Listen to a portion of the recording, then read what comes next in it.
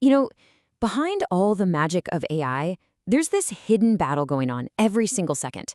It's a battle against pure physics, a fight to keep the entire digital world from, well, literally melting down. I know that sounds a little dramatic, doesn't it? But it's physically true.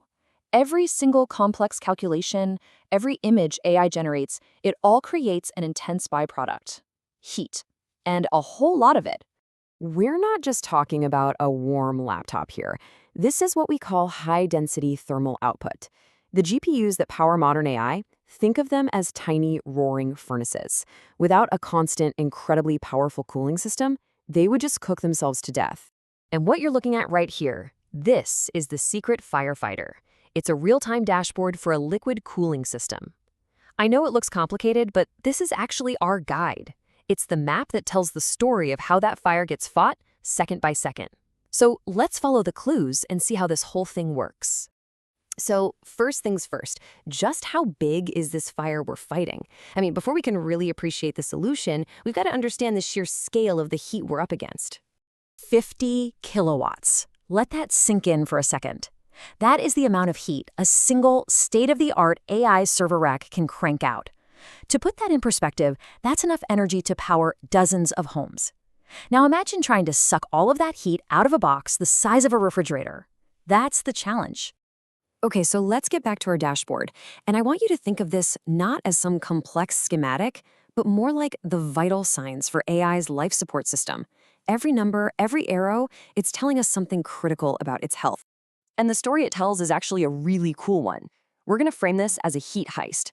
The mission, should you choose to accept it, is to capture the heat from those AI chips and get it out of the building as fast and as efficiently as possible. So you see all this, right? Temperatures, flow rates, efficiency percentages. It's kind of a beautiful mess. But what is this thing actually telling us about our heist? Where's the heat going, and how good are we at pulling off the job? Let's break it down. Our great heat heist basically happens in 4 critical steps. This is the fundamental cycle that makes all of this high-performance AI even possible. Okay, so first you have to capture the heat right at the source. Then you pressurize it, which sounds a little counterintuitive, I know, but it's absolutely crucial. Next, you release that heat far, far away from all the sensitive electronics. And finally, you reset the whole thing to do it all over again, thousands of times a minute. Step 1, capture. This all goes down in the evaporator. A super cold liquid coolant flows over a plate that's attached right to the AI chips. The heat is so intense that the liquid just instantly boils, turning into a gas. And in that phase change, it absorbs a massive amount of thermal energy. Okay, heat captured. Now for step 2, pressurize. The compressor is really the heart of this whole operation. It takes that gas we just made and squeezes it hard. This actually adds energy, making the gas super hot and putting it under high pressure. And here's the key. That makes the heat way easier to get rid of later on. Step 3, release. The hot, high-pressure gas now flows into the condenser. This is the getaway. Fans blow cooler air across a bunch of coils, and because our gas is so much hotter than the air, it just dumps all of its stolen heat and condenses back into a liquid. The culprit, heat, has been released from the building. And finally, the reset. That high-pressure liquid now goes through something called an expansion valve. It's basically a tiny nozzle that causes a massive, sudden drop in pressure. That makes the liquid incredibly cold again, getting it ready to go back to the evaporator and capture even more heat. The heist is ready to start all over. So that's how it's all supposed to work. But as any good detective knows, you always have to look for the weak link. And when we look closely at the data from our dashboard, we find a pretty serious bottleneck in our heist. And boom, this chart just lays it all out there. Look at that efficiency gap. The evaporator, our capture phase, is working great, over 80% efficiency. But the condenser, the release phase, is struggling at a dismal 28%. We are fantastic at grabbing the heat, but we're terrible at actually getting rid of it. And what's the consequence of that? Well, the compressor has to work way overtime to compensate, pushing its temperature up to a dangerously high 74.2 degrees Celsius.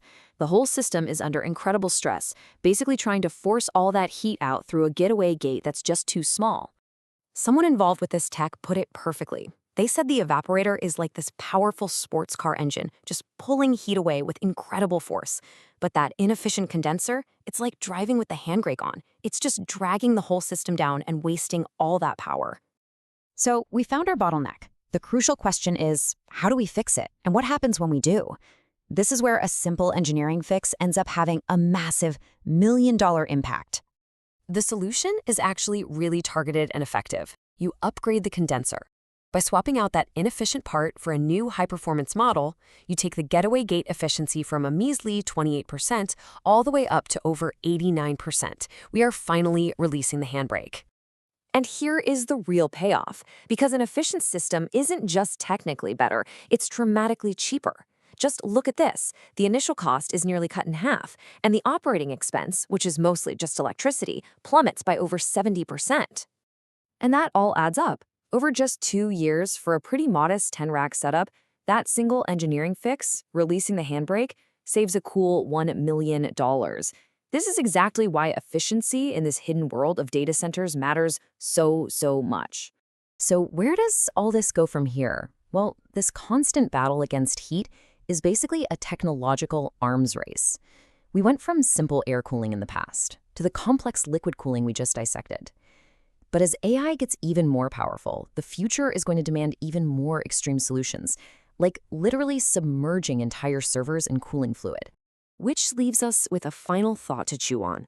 The system we just decoded is, for all intents and purposes, a super-powered refrigerator dedicated to just one server rack. If that's what it takes to manage the heat of today's AI, what kind of secret firefighter are we going to need for the AI of tomorrow? The race for a cooler future is really just getting started.